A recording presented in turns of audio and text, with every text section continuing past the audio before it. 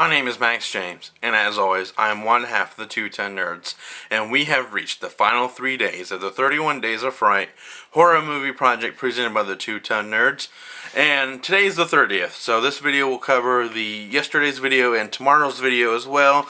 And yesterday's video I watched was the Human Centipede. It's basically all I'm going to tell you about this movie is that a doctor who likes to experiment by some people ass to mouth and seeing what they can and cannot do as a whole human centipede, and that's really all I got to say about that movie.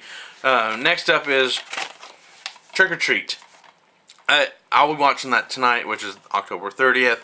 It's probably one of my favorite movies to watch every year around Halloween time.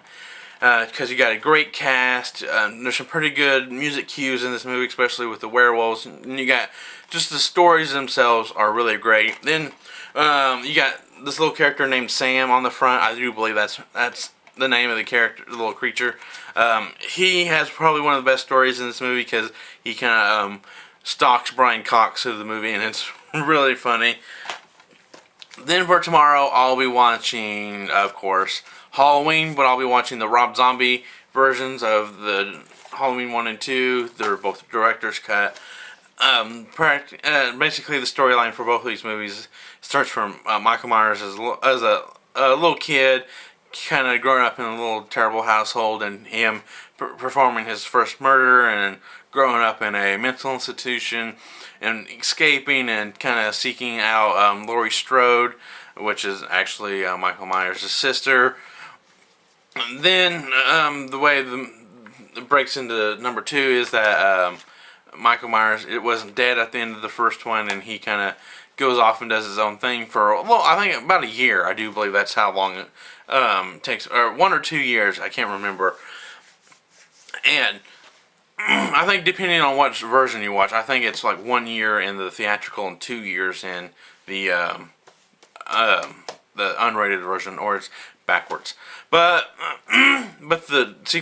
then even regardless, he kind of comes back to seek revenge, and that's pretty much what 2 is, because that's more revelations are sought out, are found, because that's when Laurie finds out that he is the sister of Michael Myers through a book that Dr. Loomis writes. And it's just there's actually, as a whole, these two series is really done. These two movies are done really well as the two movies go, but they kind of dropped the ball on a few scenes, which I will say right now, Michael Myers eating a dog isn't Halloween, and it's not Halloween at all.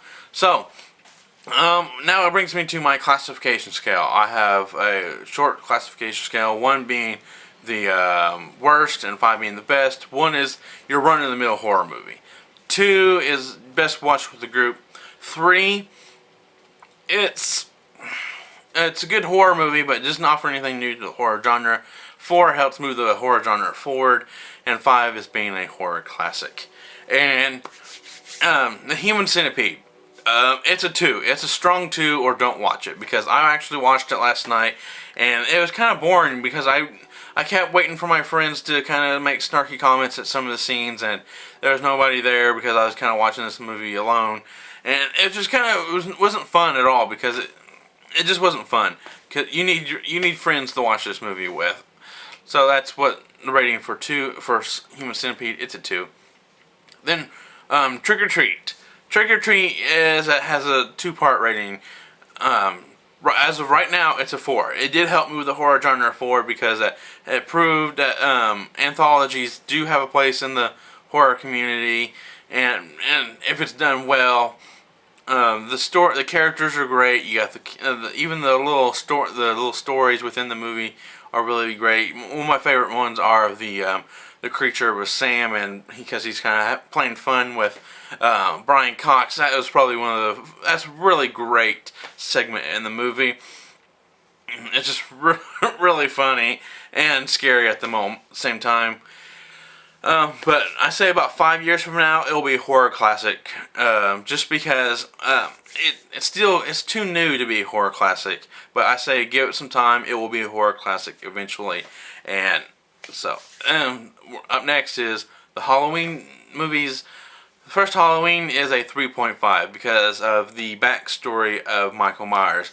Since that movie added the backstory and kind of see how he grew up and really showed that the household he grew up in was kind of was terrible, and he kind of grew up killing small animals, which is kind of a key sign to being a serial killer or a psychopath. And then that's just because that's just really great backstory.